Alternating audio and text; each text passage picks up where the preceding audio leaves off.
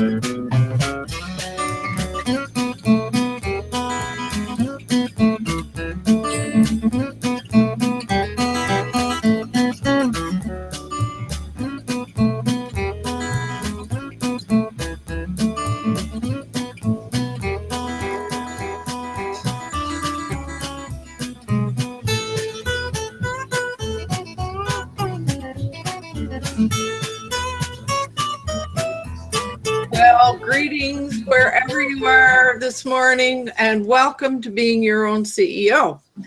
This is a weekly success circle, especially for solopreneurs.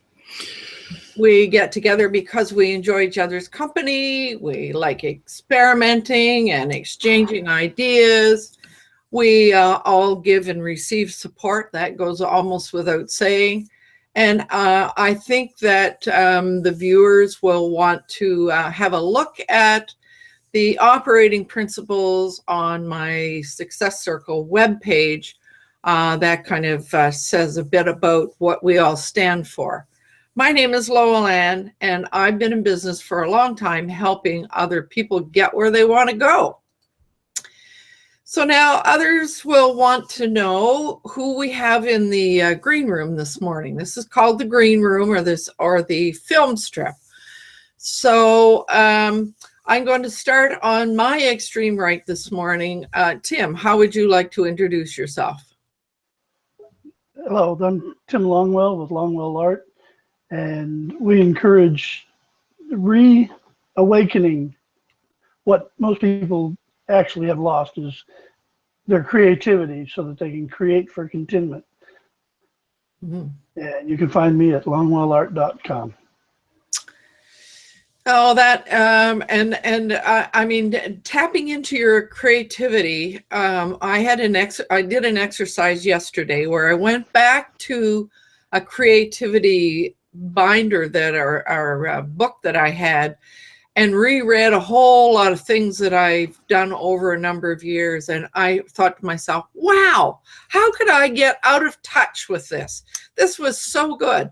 So I hope that others will recognize the value of tapping into your creativity, because you find out a lot about yourself that you might not have known before. And the benefits it brings are both mental and physical. Yeah. A happier, more relaxed life. Yes, you are so right about that. So I'm really looking forward to participating in your session. So the next person is Roland. How would you like to introduce yourself? Hi. Very nice to be here on this particular topic. It's really interesting to me. My name is Roland from MinMax Media and the Minimum You Need for Maximum Impact. I sponsor with Bill Graham the Saturday Morning Marketing Smarties show on the DIY Live Streaming Show.com website. And we have a weekly show on internet marketing, although I really don't like calling myself an internet marketer. So that's basically what we do, and glad to be here to contribute to today's subject. Well, it's great to have you, and thank you so much for that musical intro. And I'm sure that with all your audio expertise that you'll be able to contribute to our topic significantly this morning. So yeah, it's important to be able to do that. Right on. Now, for the benefit of those, I am looking off to the side for because I'm getting messages from people who were invited in, and Susan Farling has been trying to get in, and for some reason her system just will not let her get in. So I pointed her to the website so she can perhaps participate with the commenting. And I see Jay is just trying to come in as well, so I'm going to give him a quick invite as well.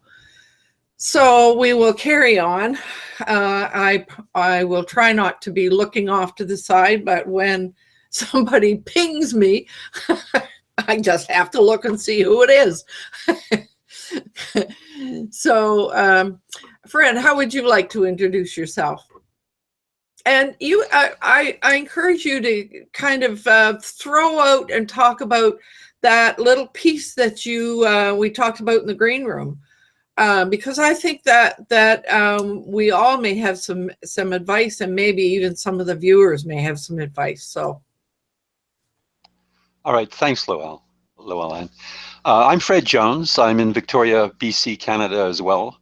I'm the creator of Our Future Leaders, which is really a cutting-edge online coaching program for our young people. Helps expand their communication, their leadership, help boost their self-confidence, that helps them as they enter adulthood.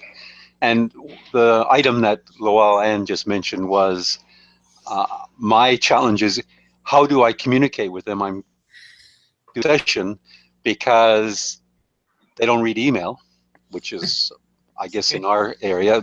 Also, they don't get a lot of other messages. Maybe they don't use Facebook. So I'm looking at a methodology that would work for them, probably texting them and finding a method where they all concur that's the best method to communicate, and tell them, hey, we've got a session coming up. But it is a bit of a challenge for me because they don't use the traditional methods I'm used to. And Fred, I mean, it's a great lesson for all of us, because all of us in this room are, I think I'm going to steal Heidi and Mark's phrase, of an age. And it really is important for all of us to recognize that we need to go to where our clients hang out. And that's not always easy for us, because especially the younger generation, sometimes I know a lot of younger people left Facebook because their grandparents were there. So we got to be careful.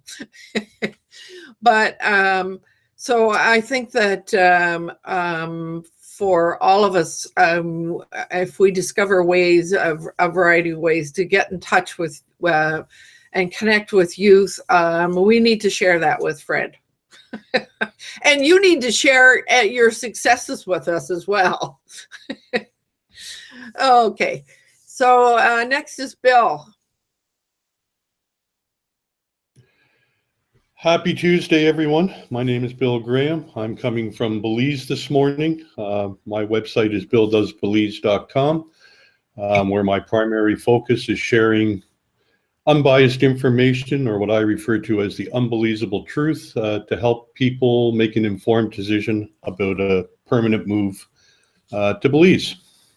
And I'm happy to be here as the comment tracker today. My apologies for the rather long intro this morning. It jumped to slide 3 at the beginning for some reason. So my apologies to Llewellyn for that. And I encourage anyone that's watching the show to sign in, let us know you're here, and please comment and let us know your thoughts in the comment stream. Yeah. So, And I wanted to just remind everybody that about your sandals in the sand. I noticed that you posted that in Google Plus this weekend, and it was great to be able to find it there. So Thank you very much. I just can't get over how much. I mean, your comment said something like, well, I was trying to find something that was similar to boots on the ground. and you changed it to sandals in the sand. And I just thought that was so cool. Well, some guy in a Speedo running down the beach in work boots and gray wool socks with the red and white stripes just doesn't seem to fit the image. Excuse me. So welcome here, and thanks for the slide production there. Thank you for having me. My pleasure. And Alana, how are you doing this morning? Greetings, everyone. It's about 5:20 in the afternoon here in Ireland. I'm coming to you from Ireland, and I have a site called emptynesterblog.com where I help people in the empty nester stage of their life find online working opportunities. So that's me. And you may see me looking off to the side a little bit too. I'll try not to do that, but I have two monitors now, and so I have Lowell Ann on one screen and I have the video playing on the other screen, so I'm trying to manage the two. Well, and Alana, isn't life so much better with two screens? Oh my God, I don't even know myself. I don't know what I did without it. I can't understand why I never had two screens. It's crazy. I ever heard that numerous times, because where I do a 1 day a week contract, and suddenly everybody has been given an extra screen, and there were some people who said, well, what the heck do I need that for? Well, it didn't take them long to be saying just exactly what you just said. Oh my word. It's amazing. It's absolutely amazing. I don't know how I got along without it. I do. I do know. I didn't get along without it. So it answers a lot of questions, actually. Yeah, it's great. But I'm very happy to be here with you all today. Yeah, welcome here. It's very nice to have you. So Heidi. Yeah, for me it's 6:30 or 6:20. I'm in Italy, and I'm mainly doing the Wisdom Factory broadcasts about inviting guests and talking about interesting topics.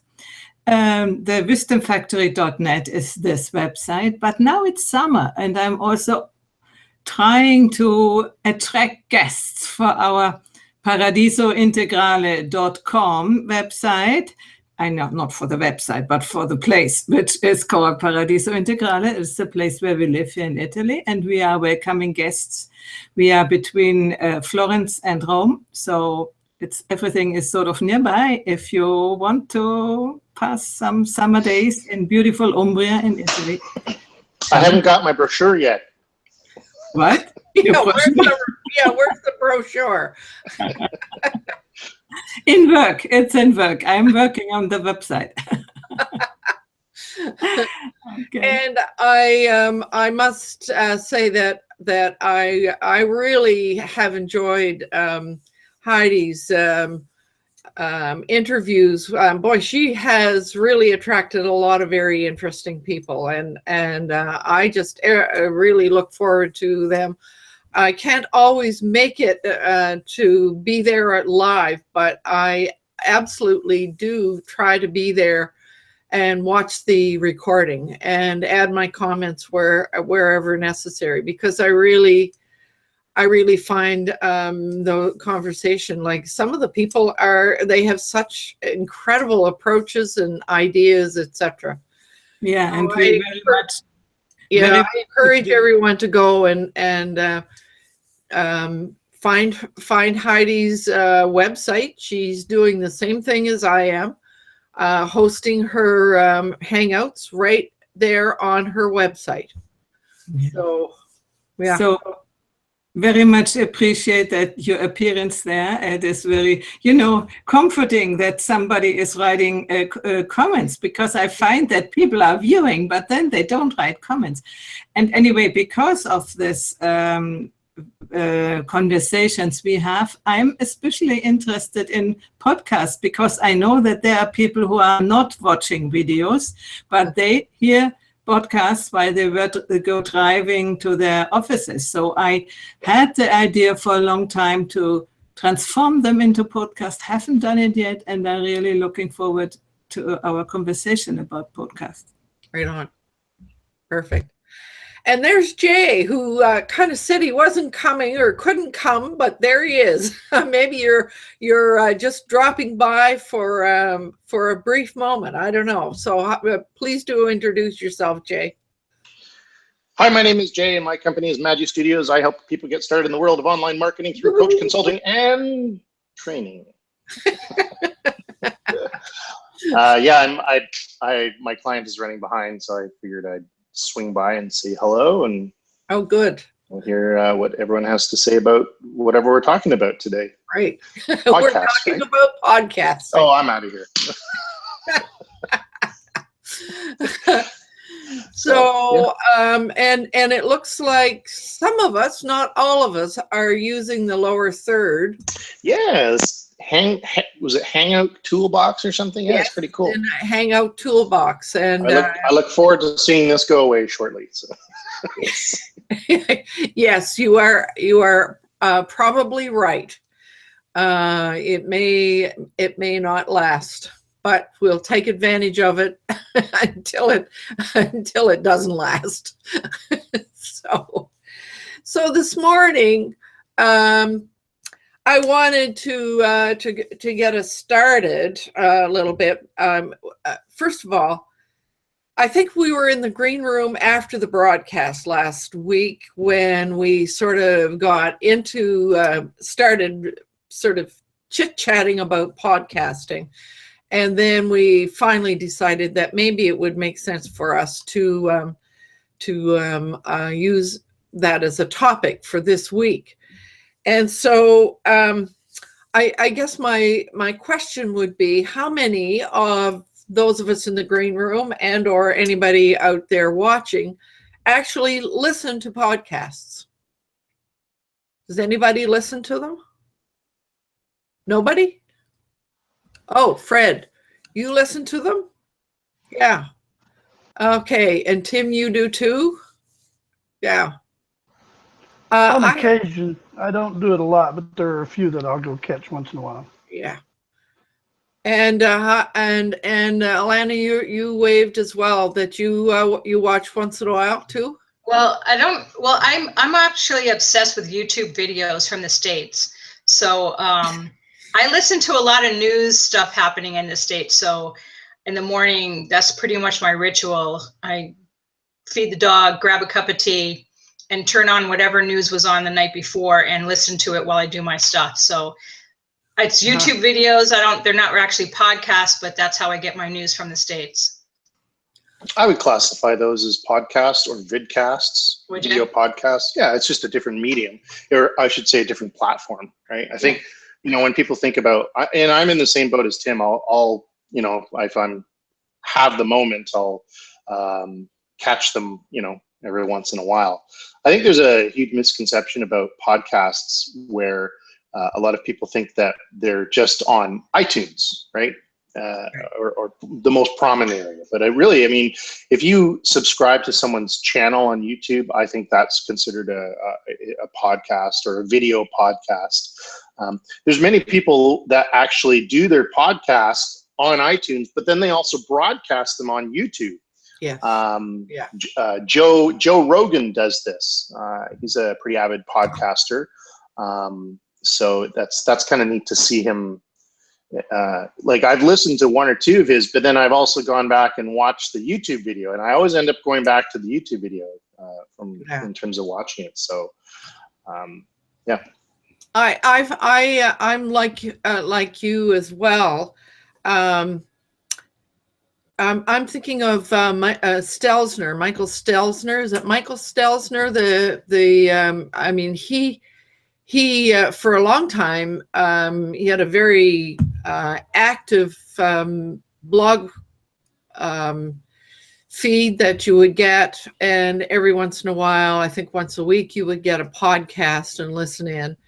And I found myself kind of saying, "Gee, I wish he were doing that, as a hangout."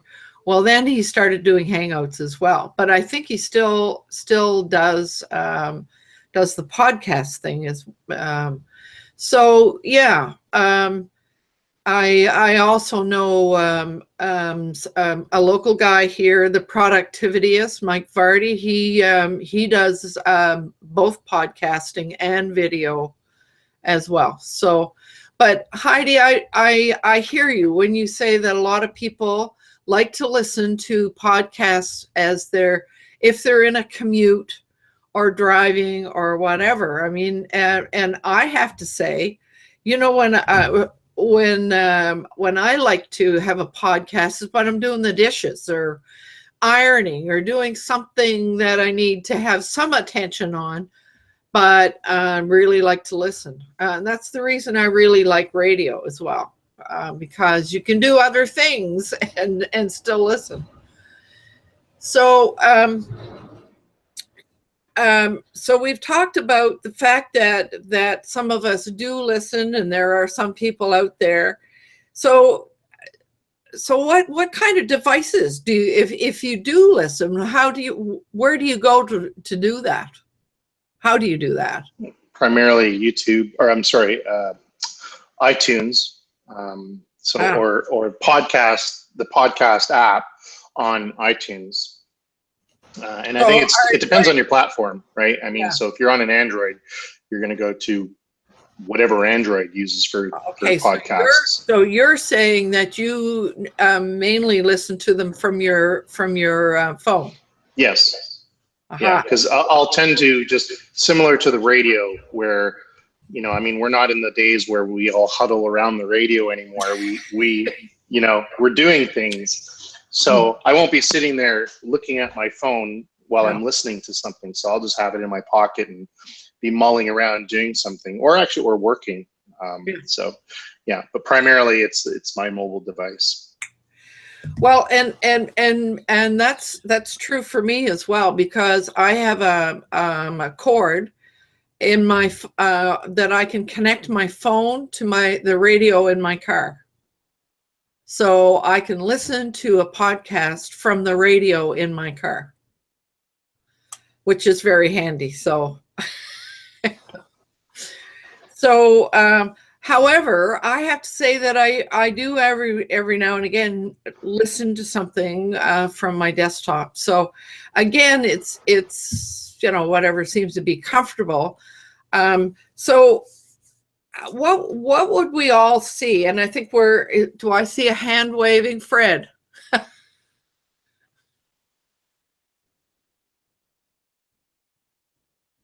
Can you hear me? Yes. Can you hear me? Yeah. Yeah, I listen profusely to podcasts, and there are some things that I've picked up that I think work very well in podcasting that I'd like to mention you might find of interest. I exercise regularly 6 days a week for over an hour, and while I'm doing that, I listen to podcasts. And it's part of my routine. Not only am I exercising my body, but I'm also exercising my mind. I learn an enormous amount. I might find something in some of these podcasts that I listen to that I make notes and say, oh, there's something that I learned. And some of the best podcasts I've learned are people interviewing others who are successful in a certain field. And that, one of them is marketing. And I listen to a lot of marketing podcasts. There's one such as I Love Marketing, which is not as good as it used to be. And there's another one which I enjoy, which is from Dean Jackson, called More Cheese, Less Whiskers, which means it's all about the client. You're not about you. You're the mouse, which is the whiskers, but you don't want to talk about yourself. You want to talk about the cheese that you're offering them. But what he does is he helps people in their marketing, and he interviews people all around the world once a week, and they talk about what they're trying to do to improve their marketing, and he comes up with some methodologies of marketing, and it's fascinating to listen to. They can be all types of entrepreneurs. Enjoy Dean Jackson because it depends on you either like this person or not, and I like Dean's approach. Tim Ferriss is another one that I really enjoy. He's written The 4-Hour Work Week, The 4-Hour Body, and his recent book, The Tool of Titans. And these are top producers in whatever they are, and they always tell what they've done, the challenges they've had, how they've overcome them, what they're doing to be successful. And these people are normally successful in whatever area. Now, when I say whatever area, it can be sports, it could be business, it could be research, but these people are outstanding individuals. And just to listen to them, interview them, I find it fascinating. So it's radio. It's like I used to listen to the CBC radio all the time. I hardly listen to it now. I listen to these podcasts. And they're only once a week. Sometimes I run out because I row 6 days a week. So, I find, what else can I find? Success Magazine has podcasts every week. Some of the people who've written articles for them, those are good. They're not as in-depth as like Tim Ferriss can be sometimes 1, 2, 3 hours in some cases. And I row, and for me, when I'm rowing at least an hour, sometimes an hour and a half, when I get on my rowing machine, I can listen to this, and it's absolutely amazing. So my tip to you is, if you have something in your business and you want to start interviewing people about what they're doing and whatever it may be, that can be very, very successful because it tells a lot about you and about your business. So those type of podcasts can be extremely good. There's millions of them, so some of them are just nonsense. But some of the top ones are amazing. And then the equipment they use, you can just go and look at Tim Ferriss. He'll tell you what microphone he uses. He uses a recorder as a backup. The Zoom, I think, is the one that you can buy if you wish. You don't need to go to that stage. You can just use your computer and on whatever you want for interviewing. But once you get to the level that these people are going, they do have backups, and they can walk into a hotel room and they can record this and upload it as well. So the world of podcasting is phenomenal. It's a marketing tool if done properly, like anything. I mean, it's just, and Tim Ferriss was scratching his own itch. That's what it was. He thought he'd do 6. He's now done hundreds of them, and he's the #1 in many fields on iTunes. And I don't use iTunes. I just go to the website and listen on the website. Jay said, I think it's it's something that I might ultimately want to do, or as Jay said, the video casting and so on is another method. But not everybody can watch. They're listening in their car, or as I am, I'm exercising, and maybe I don't always have the ability to watch a video, as you said.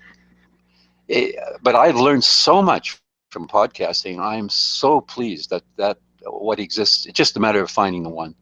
So I've ranted on for quite a while, but honestly, I think it's phenomenal for marketing when you see what these people have done. Dean Jackson's a great classic case, in my opinion. What he does, he holds workshops around the world, Amsterdam, Australia, and you always hear, if you like what you're hearing here, you could also join one of my workshops. So it is marketing. He's selling, but you get to know the man before you be more, and it's very powerful. Okay, that's my. Yeah, well, thank you. I've written those names down. I have run into Tim Ferriss. He was in the Entrepreneur magazine here not long ago. So, and he's written a book, etc. But Dean Jackson, I didn't know about. So thank you for that. I'll certainly look it up. So, that really points to the fact that people like to be able to access what we do in a way that's convenient to, the whole thing is about the listener or the viewer or the audience, isn't it? And I mean, we keep talking about that from a gazillion angles, and it's still even with podcasting, it is about what the audience and what the viewer wants. I thought I would mention to you that last night I watched a few things about podcasting. Like I do listen, but I really didn't have any kind of appreciation for where to go or how to do it or whatever, even though I do have an app on my phone. I gotta bail, guys. Take care. Oh, you're on your way. Okay. Yeah, sorry. Thanks. Yeah. See you again. And Fred, I really appreciated your insight about podcasts. I think that's probably the most we've heard you speak. Yeah. so that's good. I really do appreciate your insight. It was very good. Thank you. Yeah. Okay, bye-bye.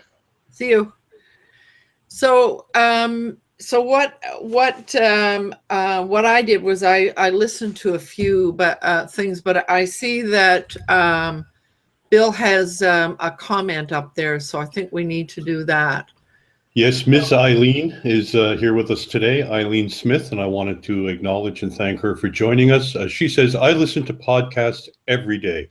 I love it so much. My daughter and I started a podcasting meetup group here in Philadelphia. So. Wow. Oh, Eileen, it's great that you've joined us. Welcome here. And thank you for your comment. Oh, isn't that interesting? Look what we're seeing. So I want to point to everyone to a link that I put in the comment stream on the website, and it is probably for a beginner and a newbie, probably a really great place to begin. It was a series of YouTube videos called Learn How to Podcast by the podcast answer man, Cliff Ravenscraft. And what I really liked about it was, I mean, the one I watched was part of a whole series. But the very first one, he took the time to give us a real overview so that you had a sense of how it all works. And throughout that first video, he mentions that he's aware that some things are way more complicated than he's making it sound, but the intent of that very first one was to have a really good overview of how it all works. And I thought for all of us who are not using them, that would be just a wonderful place to begin. So I put the link to that in the comment stream. The other one that I watched was Roberto Blake, and he's a very, very active, popular YouTuber, and he did a video on how to do, I think it was called 7 Steps to Creating a podcast. And so he walks you through the 7 steps, etc. Now, one of the key things that both of these guys mentioned that I would never have known if I hadn't watched these, that is that yes, you can put your podcast on your website, etc., but there's a real danger of crashing your website if you do it that way. So just as we post our videos on YouTube and then embed the video onto our website so it doesn't crash our website, it's a very similar thing when you're talking about podcasting. So you post your podcast to a media hosting company, and then you connect it up through an RSS feed so that you can create a blog post on your website and put that there, and that way you don't crash your website. And there are a number of companies that do that media hosting, and how also that there is a free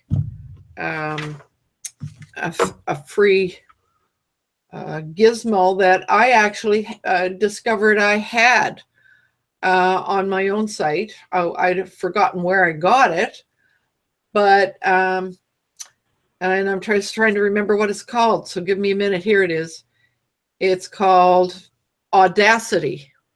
So you can use Audacity on your with your computer to record, but then you need to turn the that recording into an MP3, and then you have to upload it to a hosting company, and then you can put it on your website.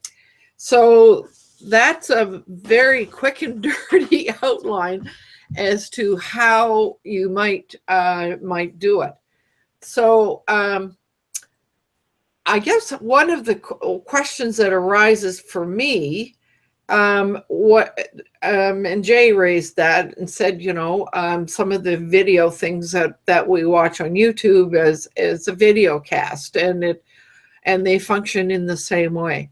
Has anybody tried or looked into or even thought about finding some way to turn their YouTube videos into a podcast? Has anybody done that? And I see Roland, you're signaling. Yeah, there's.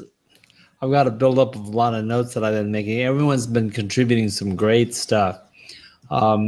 Relative to video, to web, to podcasting, it's all the same effect, but the difference being people who prescribe to podcasts want to watch their stuff on their own time.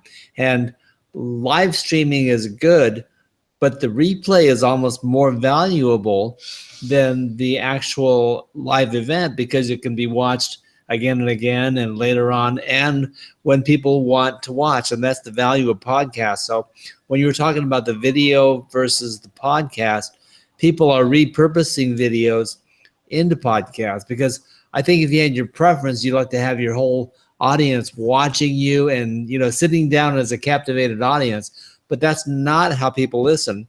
And as you've demonstrated before, even if you do a video, sometimes you'll have the video playing and just listen to it while you do other things. So the audio is obviously very, very important. And what you can do with a podcast is craft out your 1 hour or longer video into shorter segments, so that it's very, very short, succinct, and no fluff, and unnecessary things can be trimmed away. So one of the most important things to remember is that if you're going to do a podcast, you have to use Audacity or something to edit your 15 minutes or your 30 minutes down to really what matters most. So there's a completely different mindset between video casting and having a video show like what we all do, and doing a podcast. Podcast is going to be very, very focused and targeted, and people want to watch it right or listen to it right now, and this is how much time they have, and this is what we can deal with. So what happens is you end up taking a longer segment and crafting it so that it's like a very brief intro, a very brief explanation, and then you get right into the meat of the subject. So that the value of podcasting is people can listen to it when they want to. Yeah. And just to follow on that, Roland, one of the guys that I talked to, and Fred made reference to this as well. One of the main ways that people use podcasting is to do interviews, and that one of the other things that I heard was that podcasts tend to be quite a bit shorter than videos, and certainly they're kind of more, to my mind, they're sort of more presentation based, quite unlike what we're doing here, which is a group discussion and a success circle and masterminding and all of that. What I'm doing, what we're doing here is really quite different, I think. I myself have done some video interviews and with one person, etc. So yeah, so they're different, and they're different needs that different people have. So I want to white box Bill again. Yeah, I have a comment from Miss Eileen again. She says, we use Libsyn, I hope I'm pronouncing that right, to host our podcasts. They are the best out there, but Blueberry is good too. So I wanted to thank her for that comment. But I was wondering if I could just ask a question of the group. I have to admit, several years ago, I tried listening to some podcasts, and I got bored with them pretty quick. So I guess I'm asking this of Ms. Eileen in the comments, and of Fred, who's obviously an avid user. Do we need to change our strategy? I mean, is it as simple as taking our video recordings? Because let's face it, we may not be as descriptive in a video presentation as we may need to be in a audio presentation. And I think for me, and I'm just looking for everybody else's opinion, it would almost appear to me that I would have to change my strategy to more of a storytelling agenda, as opposed to just putting facts and figures and that kind of thing out there. And I was wondering what other people maybe thought about that. Can you just take your content and shrink it down, or do we have to think a little bit differently about that audience and use a different strategy? I think that's just an awesome question, Bill. I see Tim is waving. To address Bill's question there, as well as some, because my thoughts were kind of along the same way. Yes, you can use your videos by using your video editing program and grabbing out the audio. And the thing about it is the very points that Bill made about Valid being boring as a voice recording actually are the same issues if someone's watching the video. So if your content that you're presenting in the video is not as informative and audience retentive in an audio, then your video isn't either, and vice versa. As others have made the point, is realistically, when you're in video, is no different than audio when you're bringing a message to people. You're in presentation mode. Mm-hmm. You're there for your audience. You're helping them learn. You're there to instruct them or to provide a service of some sort that they're following you for. And how you deliver that needs to be pre-planned so that it would encourage them to want to pay attention all the way through. And a good way to judge that when you're creating your videos or your podcasts is that watch it several times yourself before you publish. Does it bore you? Do you find yourself, your mind wandering and everything? Well, then maybe that one's not the one that needs to be broadcast or posted as a video for others to consume. Then go in and crisp it up, re-record it if necessary. Because that way, the format is consistent. You can use that video sound strip for using something like SoundCloud or Lisbon, iTunes, and the other different hosters out there for podcasting. And you don't have to worry about audience retention and view time on your videos either, because you give the audience a reason to want to pay attention. And without that, both of them are kind of you're just spinning your wheels. Yeah, and I didn't mean to imply that the videos are boring. That was the wrong word. I guess what I was trying to say is that when we use a video platform, we're presenting images. And you know what they say, a picture is worth 1,000 words that you don't have to say. A video is worth 10,000 words that you don't have to say. So yeah, I didn't mean to say that things were boring. I was just wondering do we have to replace those visual images with more of a storytelling platform and more description in how we present it? Yeah, I think I get what you're saying, Bill. I mean, if you're doing a presentation, quite often you are using visuals instead of having to tell a story. So yeah. So Tim, you were coming back again for something. Roland wants to come on next, but I wanted you to finish your thought. Watch guys like Simon Sinek, Gary Vaynerchuk, the names escape me. But if you go watch them on YouTube and then you go find one of their SoundClouds or one of their iTunes for the podcast, you'll find that they are, even if they're using something as a demonstration, they're describing what they're presenting to their audience, even if they're seeing it. And so it's a good technique for public speaking, which you're doing if you're doing video or podcasting.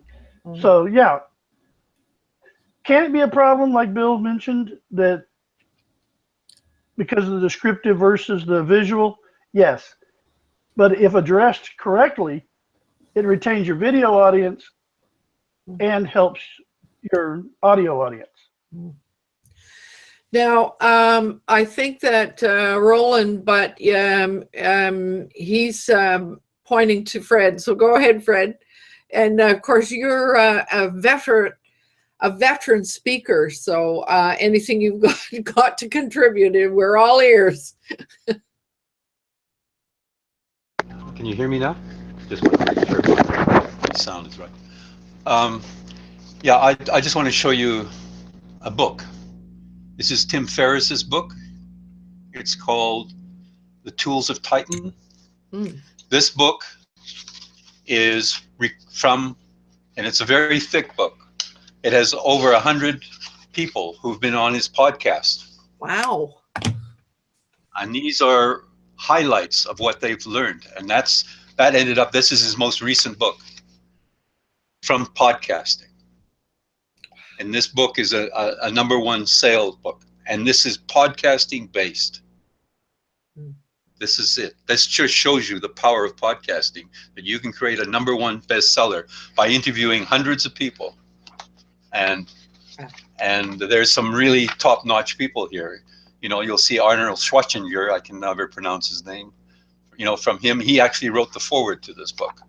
And just saying, you know, just so you don't, this, as I said, is from podcasting. But the point also was asked, what about video? And I think Tim made a very good point. If they're showing the visuals and don't describe it, then it doesn't work. But I have heard many podcasts who say, oh, it's also available on video. And depending on the content, you can have your sound from a video just on podcasts. And I Love Marketing is a classic example of that. They often have both. I think I Love Marketing is not as good as it used to be. It was with Joe Polish and Dean Jackson. And now that Dean started about a year ago running his own, this More Cheese, Less Whiskers, I like what he's doing. And I think if you listen to certain podcasts like this, you'll get an example. Say, oh, I could do that, or I couldn't do that. Like Tim Ferriss is maybe not something we could do, but there are people who are able to interview little area or in their tribe and say, oh, what are you doing? How are you doing this? Maybe it's something Heidi is doing or Alana's doing, and you talk to like-minded people and interview and you share your ideas, and other people find that very interesting. So this is what this man has done. Books like this, if you're not successful, you know, This is a #1 bestseller, just recently launched this year. And this is all from podcasting. Shows you the power that can happen. Okay. But yes, as far as video is concerned, and the length is not always short. As I mentioned, some of the podcasts I listen to are over an hour long. Dean Jackson is about an hour. So, you know, it just depends on if it's valuable information, it's well worth listening to. So they don't all have to be short. So that's my comment. Yeah, that's good. I'm going to White Box Bill. I see he has another comment there. Yep, Eileen Smith responded to my question, and thank her for that, and the other people in the panel for answering it as well. She says, I think it depends upon the topic. I think this show today would be just as good as an audio podcast. So that's also important to keep in mind too. I guess the way we present things will make a determination on how we present it. So she's of the opinion that a discussion can work well on a podcast. Interesting. Huh. Roland, you're waving. You finally get to say what you want to say. It's okay. I was also thinking, whenever I hear something that someone really, really appreciates, I love to use my thumbs up concept, because then you know that I'm thinking what they're saying is a very positive thing, and that I agree, and I don't have to grab the conch or whatever to let you know that what I'm feeling. So that's part of the value of video, but they can't see that in a podcast, right? So it's all auditory, and people are maybe somewhat distracted, maybe doing something, but the audio, if you are delivering good, valuable content, it doesn't matter if it's video or a podcast. It doesn't matter if it's video or simply the audio, because you're delivering, valuable information. And that's part of the value in podcasting. You can trim out all the excess fat and say, no, we had an hour show, but this 30 minutes, it was the meat of what we delivered. And so podcasting is known for being more of an editor's product than it does just doing a live stream. They're talking about it's not usually a live stream. That's the rarity. And sometimes when they have a live podcast, they have call-ins and the whole thing. It's like a radio show, and they'll do the call-in thing, but it's not designed for the greatest impact. Podcasts are for watching when people want to watch it. And Bill's question was perfect. Because if you're going to start doing a podcast, there are several things that you're going to need to know. It's going to cost you something extra. Not a lot, but it's going to cost you. And Eileen Smith identified probably the best platform to look into, and that's Libsyn. And it's about $8 a month to start. And you can do a lot with their basic plan. And that brings to mind the entire word that I wanted to proclaim today. Planning. It's about planning. You have to have a purpose. You have to know your audience, maybe more than, well, you should do this with everything you do. For your internet marketing outreach, you should be really focusing and detailing out the profile of who your audience is. And so often the fact that people they feel like they need viewers, they work on the numbers. Give me more people, instead of focusing on just who wants to hear my message. And when you do that, you might work out until you have a few people listening. But that's where you start, because they really want to listen. And then you grow your audience from there. And that's the only way a podcast will survive. Podcasts are not attended to by a variety of people with mixed goals. They are focused on a subject. So you have to know who your audience is. And the planning is the most important thing. The head trip, before you get into it, you have to know what you're going to deliver. You're going to have maybe you're going to have a half a dozen shows lined up in advance and already recorded, and then sample them out and let people know, and then go work out an iTunes connection where you stack up 6 at a time and then see what your listening audience is. You have to have feedback and confirmation that what you're doing is going to be digestible and want to be listened to. So there's a lot of planning before you start podcasting. But video is a good tool to lead into podcasting, and it's very much repurposable. So yes, Roland, that was where Roberto really began his piece about, first of all, having an idea, then having a name for your show, something that is easily recognizable on a constant basis, and then deciding on a format and even a basic structure that you follow. That's really, there's really no different whether you're talking about a podcast or a video cast. It's really the same, I think, but it's important to kind of say that. Now there was something else. Oh, I had another question. I see we are getting close to the hour, and I know, for example, that Heidi has another commitment. So I'm leading us up to finishing up. But I did have one question, if anybody knows the answer. I know that iTunes is always mentioned as a place to go find podcasts. So does anybody sort of have any sense? So would you still use the media hosting, Libsyn or Blueberry, and then also post or get accepted by iTunes? Does anybody know the answer to that? Roland?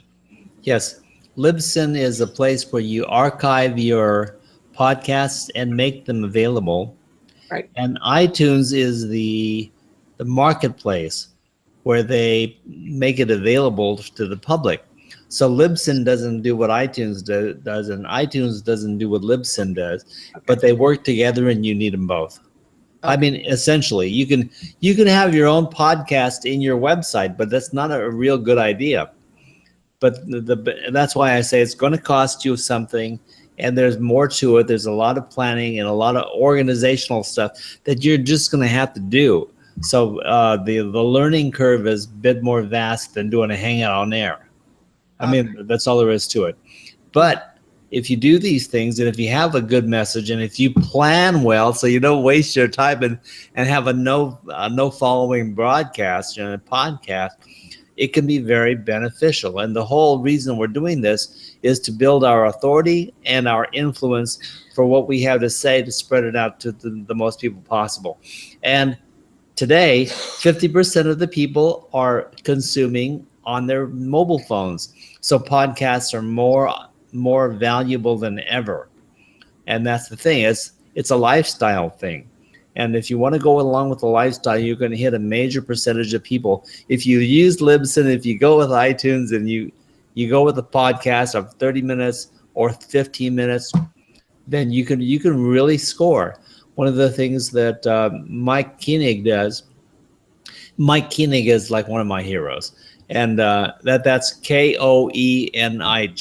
Thank you. I was going to ask for that. Yeah, it looks like Koenig or Koenig, but it's Koenig.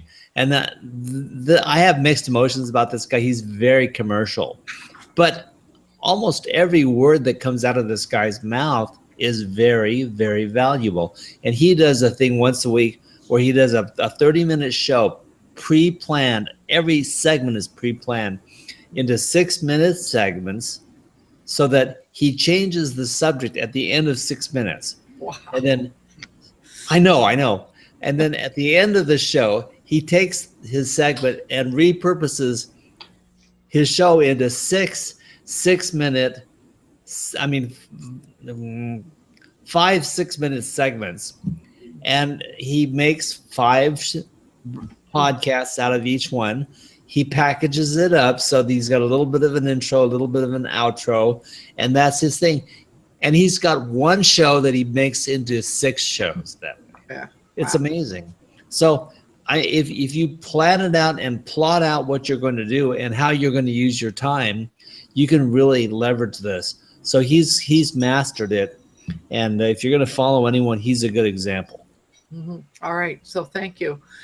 So I think it's time now for us to wrap up, but I just really want to give everyone an opportunity to add a parting thought. If something, Heidi, I know that you were interested and you talked about the fact that you were keen to give it a try, but anything still left undone for you? No, I got the confirmation that how it works, and then Eliane has added some more information, and I lean Eliane. Yeah. Thank you. Sorry for, I have the tendency to read the names in German instead of in other languages. Anyway, and for me, it's only to find the initiative and do it. Because, I have so many interests and so many things, and then I end up to do the things which attract me most, like live conversations, and then when I do my 100 and something podcasts and videos and cut them in pieces, that takes me years. So, I see this big thing in front of me and, you know how it is. So, but I really do see, and I understand this with the cell phone, that people are using it a lot. Also, I don't. When I hear the few podcasts I hear, I have downloaded them and have it on the iPod, which is more or less the same thing. But I know I need to do that to have more audience. Sooner or later. And the overwhelm sets in. So I leave you now because we have an evening with our expats community, have a pizza, Italian pizza. So I have an appointment, and I wish you all the best. Good evening, good day, and next time. Thanks for joining us, Heidi. Well, I think unless somebody else has something they need to add or ask, are you okay with this, Alana?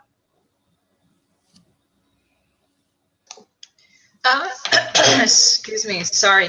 No, I just wanted to say I've been experimenting with Audacity. Now, I haven't nailed it down just yet, but I've been doing some testing since I got my new laptop. But one of the things that I've done and found in my research is that when it comes to podcasting, you know, Roland was right when he said there's a lot of preparation, because in the research I have found, people tend to interview one person, and logistically speaking, it's not always possible to get them in the same room at the same time. So normally there's a phone call involved, so you have to record the call.